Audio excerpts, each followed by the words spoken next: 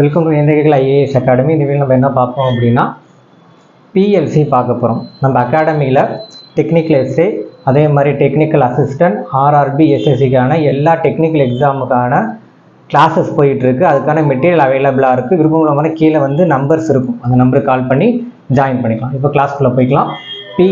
PLC அப்படின்னா programmable logic device அப்படின்றது உங்களுக்கு தெரியும். இதில் நம்ம என்ன பார்க்க போகிறோம் அப்படின்னா ஒரு பிளாக் டயக்ராம். இந்த பிளாக் டயக்ராம்லேயே நான் உங்களுக்கு எல்லாமே சொல்லி கொடுத்துருவேன், புரியுதுங்களா? ஸோ ஒரு பிளாக் டயக்ராம் எடுத்துக்கிட்டோம் அப்படின்னா பிஎல்சியில் உங்களுக்கு எத்தனை மாடியூல் இருக்குன்னா ஒரு பவர் சப்ளை அப்படின்ற ஒரு மாடியூல் இருக்கும். அடுத்தது இன்புட் மாடியூல், அங்கிட்டு பார்த்தோம் அப்படின்னா அவுட்புட் மாடியூல், அதுக்கப்புறமேட்டு இந்த ப்ராசஸர் யூனிட் வந்துடும். ஃபுல்லாகவே இதுக்குள்ள ப்ராசஸர், மெமரி, சீரியல் போர்ட் எல்லாம் வந்துடும். அங்கேருந்து ப்ரோக்ராமர் டிவைஸ் அப்படின்னு வந்துடும், புரியுதுங்களா? இதில் நம்ம ஃபஸ்ட்டு எடுத்தோன்னே பவர் சப்ளை பார்க்க போகிறோம். ஃபஸ்ட்டு எடுத்தோம் நம்ம என்ன பார்க்க போகிறோம் அப்படின்னா பவர் சப்ளையை பொறுத்தவரையும் நம்ம ஏரியாவில் என்ன வரும் அப்படின்னா 230 வோல்ட் வரணும், புரியுதுங்களா?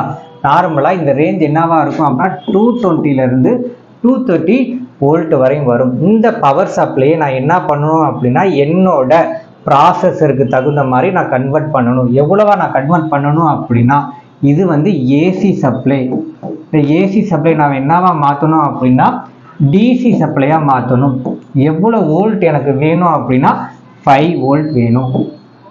ஏன்னா இங்கே இருக்கிற பார்ட்ஸ் எல்லாமே எதில் ஒர்க் ஆகும் அப்படின்னா 5 வோல்ட்டில் ஒர்க் ஆகும். அப்படின்னா பவர் சப்ளை யூனிட்டுக்குள்ளே உங்களுக்கு என்ன வந்துடும் அப்படின்னா நார்மலாக ரெக்டிஃபயர் வந்துடும், ஃபில்ட்ரு வந்துடும், டிரான்ஸ்ஃபார்மர் வந்துடும், எல்லாமே இதுக்குள்ளே வந்துடும், புரியுதுங்களா? ஸோ இம்பார்ட்டன்ட் ரெக்டிஃபயர் வரும். ரெக்டிஃபயர் ஏன் யூஸ் பண்ணுறோம் அப்படின்னா ஏசியை வந்து என்ன மாற்றி கொடுக்கும், பல்சேட்டிங் டிசியாக மாற்றி கொடுக்கும், கரெக்டுங்களா?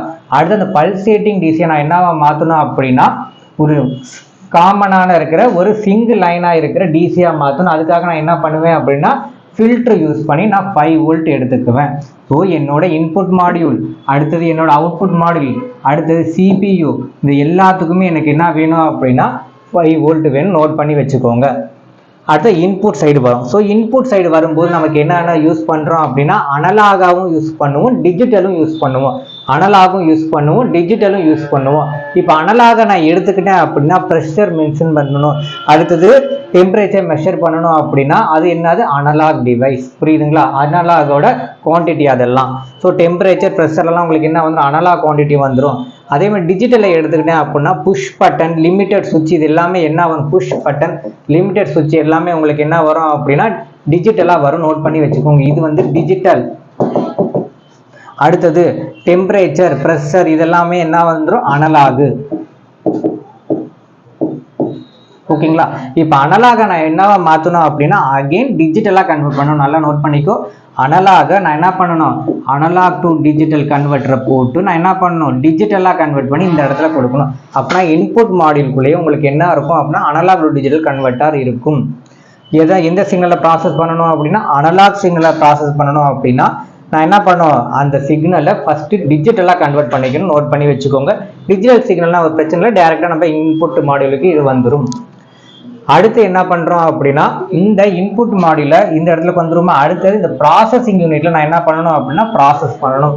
ப்ராசஸிங் யூனிட் சப்ளை நான் என்ன சொல்லியிருக்கேன் உங்களுக்கு 230 to 120லேருந்து 230 இருக்க அந்த வோல்டேஜ் என்னவா கன்வெர்ட் பண்ணணும், 5 வோல்ட்டாக கன்வெர்ட் பண்ணணும். அதே மாதிரி மில்லி ஆம்ஸை பொறுத்தவரையும் 4 to 30 மில்லி ஆம்ஸ், புரியுதுங்களா? இந்த ரேஞ்சோடு கன்வெர்ட் பண்ணி நம்ம எடுக்கணும். இந்த ரேஞ்சுக்கு நம்ம கம்மி பண்ணி கொடுக்கணும். எதுக்கு, இந்த பவர் சப்ளை இருக்கிற யூனிட்டுக்கு. முடிஞ்சா அதே மாதிரி அனலாக எடுத்துக்கிட்டோம் அப்படின்னா இதில் இன்ஃபினிட்டிவ் சாய்ஸஸ் இருக்கு. எப்படி வேணாலும் உங்களுக்கு என்ன வரும் அப்படின்னா அவுட்புட் வரும், எப்படி வேணாலும் உங்களுக்கு அவுட்புட் வரும். ஆனால் டிஜிட்டலை பொறுத்த வரையும் ஆன் அப்படி இல்லைன்னா ஆஃப், ரெண்டே ஆப்ஷன் தான் வரும்.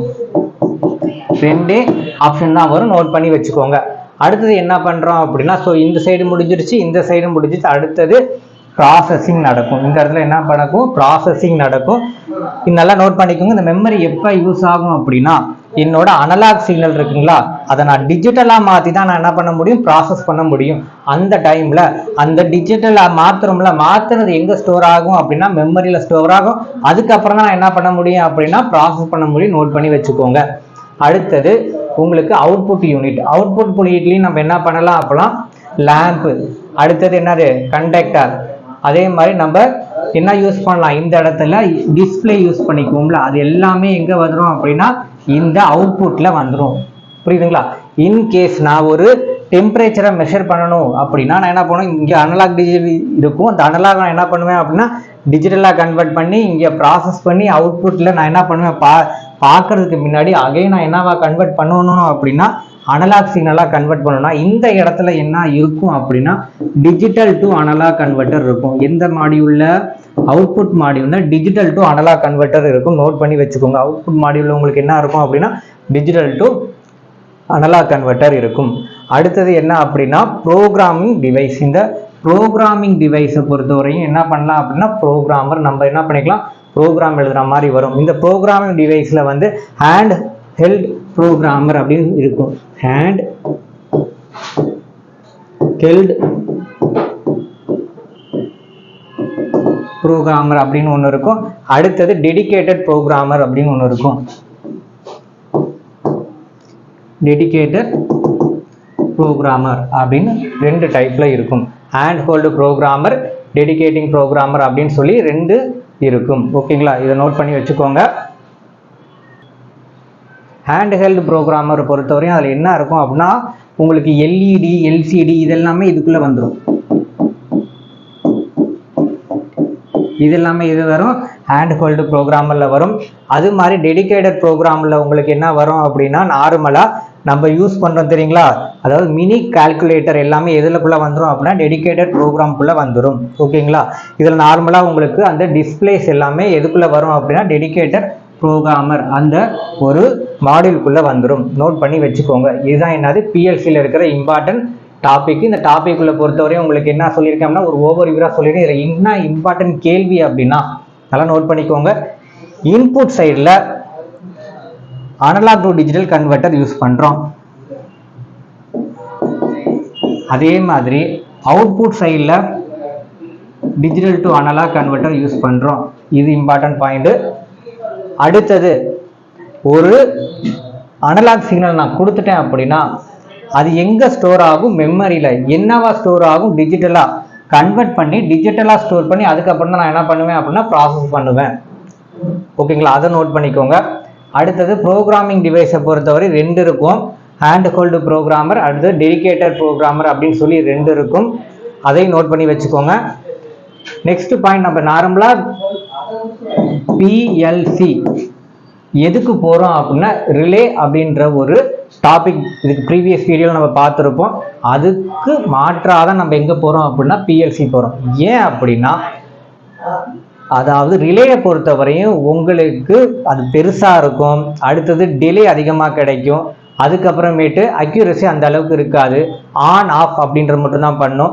அடுத்தது என்ன பண்ணும் ஆனால் அதுக்கு மேன் பவர் வேணும். ஆனால் பிஎல்சியை பொறுத்தவரையும் நம்ம என்ன பண்ணிக்கலாம் அப்படின்னா ப்ரோக்ராம் மூலியமாக நல்லா பண்ண முடியும். அது டோட்டல் யூனிட்டுமே கண்ட்ரோல் பண்ண முடியும். நெக்ஸ்ட் என்ன பண்ணிக்கலாம் அப்படின்னா ப்ராசஸிங் ஸ்பீடு வந்து பிஎல்சியில் அதிகமாக இருக்கும். அடுத்தது நம்ம என்ன பண்ணிக்கலாம் அப்படின்னா ரீயூஸ் பண்ணிக்க முடியும். ப்ரோக்ராம் எழுதிட்டோம் அப்படின்னா மறுபடியும் என்ன பண்ணலாம், ப்ரோக்ராமர் ஒர்க்கே என்னது அந்த மாதிரி என்ன பண்ணிக்க முடியும், அந்த ப்ரோக்ராமர் சிப் எடுத்து நம்ம என்ன பண்ணிக்க முடியும், ரீயூஸ் பண்ணிக்க முடியும். நோட் பண்ணி வச்சுக்கோங்க. பிஎல்சியை பொறுத்தவரையும் நம்ம என்ன பண்ணிக்கலாம், அந்த சிப்பை ரீயூஸ் பண்ணிக்க முடியும். எடுத்து நம்ம மறுபடியும் என்ன பண்ணிக்கலாம், ப்ரோக்ராமும் பண்ணிக்க முடியும். நல்லா ஞாபகம் வச்சுக்கோங்க. நெக்ஸ்ட் என்ன சொல்கிறோம் அப்படின்னா இதில் சீரியல் போர்ட் யூஸ் பண்ணியிருக்கோம். நல்லா பார்த்துக்கோ. இதில் சீரியல் போர்ட் ஆப்ரேஷன் வந்து உங்களுக்கு என்னவா நடக்கும் அப்படின்னா சீரியல் ஆப்ரேஷனாக நடக்கும்.